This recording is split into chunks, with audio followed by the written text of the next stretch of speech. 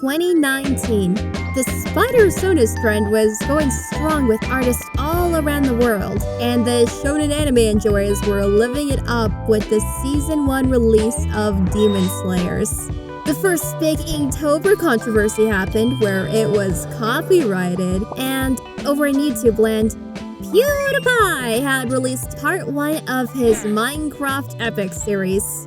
Following this, of course, was the rise of Dream, where he found Felix's world seed. That is not the only notable dream I want to bring up, however, as 2019 also marks another year in the budding annual tradition found on a site called Artfight.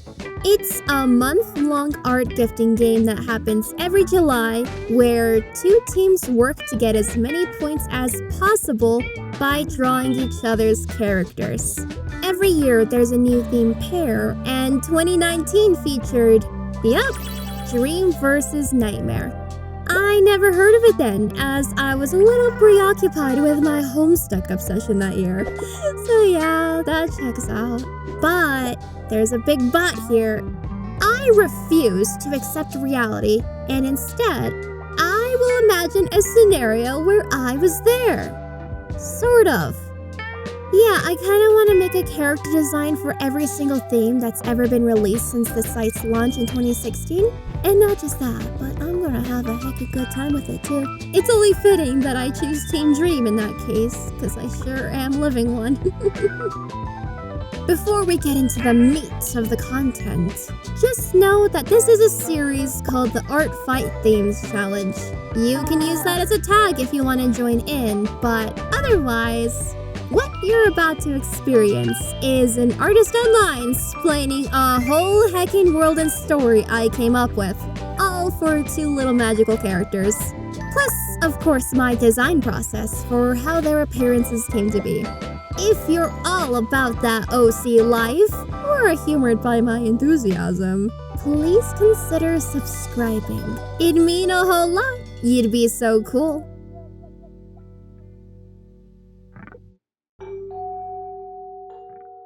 Let me paint a little scenario for you. I was on a paranormal kick at the time where I was binge watching a bunch of ghost exploration videos on YouTube, and it seemed fitting somehow that my first draft of a character design for this set was based around the concept of Nightmare. The only thing on my mind at the time during this sketch was some kind of obsessive girl who wasn't human, but instead some sort of monster. A ghost? A demon? Well, maybe.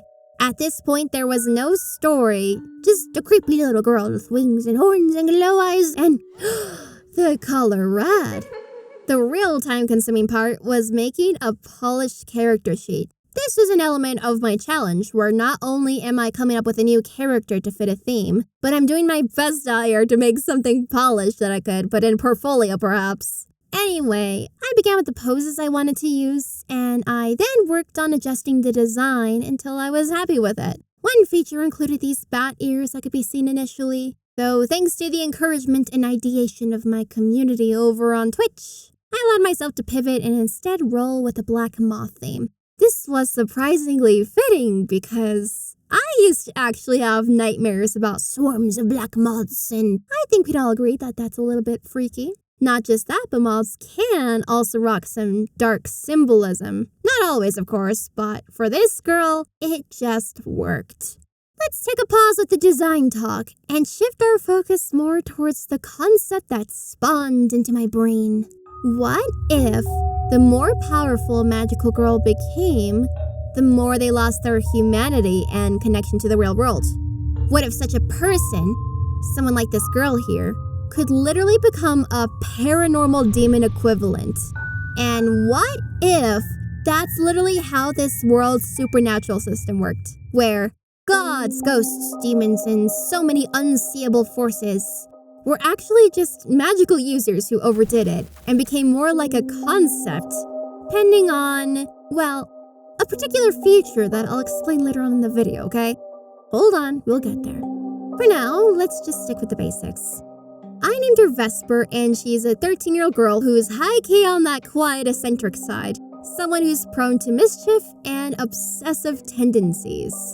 Now, the big thing to keep in mind at this point is she's just a normal girl going to a normal middle school where little trends and rumors were passed around amongst the students, some that edged on the dark spooky side, spirits and mirrors, games where you could talk to the dead, and finally, a strange little ritual you could perform before going to bed, one that would involve repeating your greatest desire in your head and tucking in a precious item under your pillow before going to sleep that night. Vesper was no stranger to this world, though she never got around to performing this specific challenge. Not until an older crush of hers named Jude graduated and went on to attend a nearby high school instead. It wasn't like they were entirely out of reach, though more and more Vesper found her fixation growing. Vesper went on to finally try this one ritual, and with her strong desire for Jude in mind, well, what do you know? It worked. A strange dream unfolded, and soon Vesper was transformed, now wearing a lovely maroon dress with a black cape. No strange eyes or strange limbs for that matter. She was simply a magical girl. An entity would explain that this was another dimension that dreamers could only access when they were asleep, in most cases at least. Flight, easy jumping, and other forms of transportation were a breeze here, and overall, it looked near identical to the real world. Its differentiating point being a strange filtered and dreamy haze that covered all surfaces, including people from the other side. That wasn't all, however, as scattered through the lands were a variety of colorful monsters that apparently represented different emotions that would impact the energy of various locations in the waking world, ones that would influence the emotions and perceptions of people there as well. These monsters could either be killed or cultivated, and either way, it would result in the dropping of these magic shards.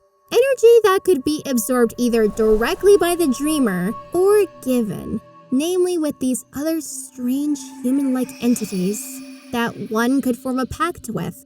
Vesper only cared to learn of one thing, how she could grow her own abilities, and how she could target this one specific person to make an impact on his life, even in this new strange role that she's found herself as. Over time, she took on the role of cultivating fear monsters. In the night, she'd protect her territory from other dreamers and harvest these shards for herself. It's here where we see that shards from specific monster types would impact the type of abilities that you'd unlock for yourself. The one thing that's common between all dreamers, however, is that the more shards you absorb yourself, the more your humanity, memory, and connection to reality is lost. In the dream world, her physical appearance would gradually inch closer and closer to the appearance of those strange humanoid entities that you'd typically form pacts with. In addition to that, while in the waking world, her physical form would slowly disappear. First, it'd be a lack of presence, where people wouldn't really notice you at first unless you spoke. Gradually, people would forget about you in the long run, and as that happens, a dreamer's body would become almost ghost-like in physicality. A slight transparency and eventually the inability to interact with physical objects would come to be. At least in the typical human way of touch. For all that's lost though, there are perks to be gained that only an entity could truly appreciate. Namely with the blurred line between dream and reality, and of course their increased abilities depending on the type of spirit they cornered themselves into. In Vesper's case, she became something of a demon, namely one talented in attachment and torment of one individual versus many. As memories drifted away one by one, what was left was now an unexplainable attachment to a person named Jude, and a strange excitement when it came to his torment. She's completely imperceptible, so poor Jude here has to contend with the fact that he's either lost his mind or he's indeed being haunted by a malevolent spirit. This is where things stand at the start for our hero's tale. Typically, dreamers wouldn't have animal-like qualities, such as the antenna or insect-like limbs, though these additions come along with the gradual corruption. I enjoyed the moth theming as not only does it fit with the red and black color palette, But it also kind of makes me think of the metaphor of a moth being drawn to the light. In his case, though, it's more so a girl drawn to her particular obsession, and how even as she loses her memory, the instinct remains. Let me know what you think of it. Let's go on to talking about that hero I mentioned now. His name is Jesse. As a refresher, this is what the theme icon looked like. And if you know me at all, then you know I of course love this color palette. The big question is, though, how the heck do I represent Dream? The featured bird looked like a white dove, though was that really the best option for me? If I'm going to go off and adapt Nightmare's animal, might as well employ the same flexibility for Jesse here, once I cross that bridge at least. I began with an initial piece of concept art, and right off the bat, I knew I wanted a soft boy, the cutest and most wholesome of characters. Think Steven Universe energy in terms of sociability, empathy, and a general open-mindedness to life and its precious wonders. It was only when I got to the outfit design that I really needed to figure out the angle. After a bit of research, I decided that a swan would be a really fun bird to use, namely because they can symbolize transformation, plus a variety of other positive things, like love, loyalty, friendship, and even being a defender of negative energies. It's just a good vibe, and I think it fits wonderfully for a character of this role. In addition to that, I even picked out a secondary motif off of water due to its connection with the subconscious and memories. I feel like the combination can really hint at a dreamlike concept, especially with the thought of being able to transform and perhaps purify against nightmares. Let's resume the story and take it from the top. Jesse is a 15-year-old boy who's in the same grade as Jude. They met originally a few years ago at the beginning of middle school, Jude being Jesse's first friend after the big move from the UK. Over the years, their dynamic largely remained the same. Jude was always the cool-headed and reserved one, and Jesse was a kind-hearted social butterfly sort who always managed to gravitate back to his best and closest friend. They met Vesper later on in a shared club, and while Jesse was friendly and accommodating to the younger who lurked around, he was keenly aware of the strange energy she had, and of course how Jude always seemed a bit uncomfortable around her. It didn't worry him too much, because soon they were off to high school and on to the next chapter of their lives. It was supposed to be better. Well, Jesse was optimistic at least, knowing that he and Jude would be doing this together, though never could Jesse have predicted the noticeable decline of his best friend's well-being. It was the little things at first. Jesse always knew that Jude was the aloof type, though it transformed into something more tense, fearful even. Jude would skip classes and forgo club attendance entirely. New nervous habits developed, and gradually, Jesse would come to witness a few meltdowns, both in and out of school. Any reasonable person, including Jesse, could assume that it was a mental health matter, of course. Though all Jesse knew was that he had this strong desire to help his friend in some way. As it stood now, he was entirely helpless. This desire grew stronger and stronger, and one day while on a walk, he overheard a conversation from a group of middle school students who spoke of some ritual that would essentially grant a wish if the desire was strong enough. Desperate and open-minded, he'd go on to ask this group about it, much to their surprise. And soon he found himself giving it a go too later that night. After performing the ritual and placing a special item under his pillow that night, he soon went to sleep and, well, had a strange dream.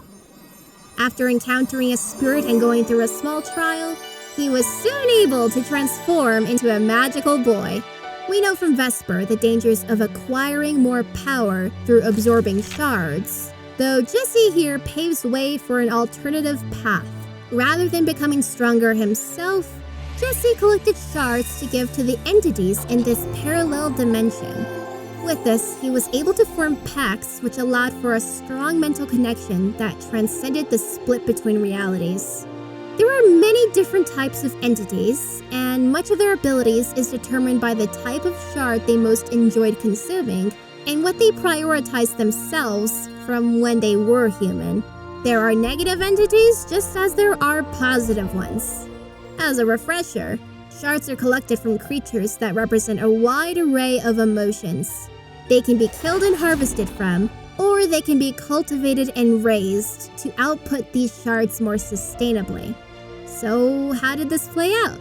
Well, upon the revelation of there being a parallel world, and scanning within it to notice these emotion-based creatures and entities with their own strange aims, Jesse realized that his friend's troubles weren't just a psychological phenomena, but instead the works of a powerful entity, one he'd come to learn to be Vesper later. He'd realized at some point he forgot about the girl in the real world, but here it all came back. She would be a formidable foe as Jesse learned how to operate as a magical boy, and of course to continue his daily life, all while knowing the forces that he could only wish away. Something that'd become a little easier as his bond strengthened with the entities he formed a pact with. A back and forth would play, and the ups and downs of Jude's life would become apparent through the battle of dreams and nightmares.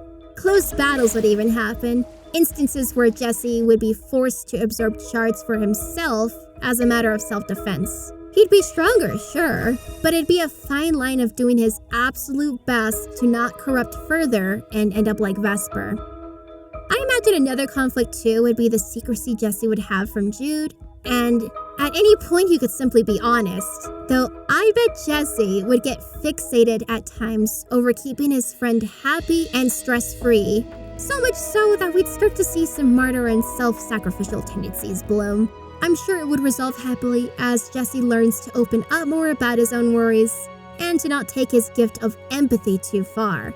He became this way all for Jude, but now what was he going to do for himself, you know?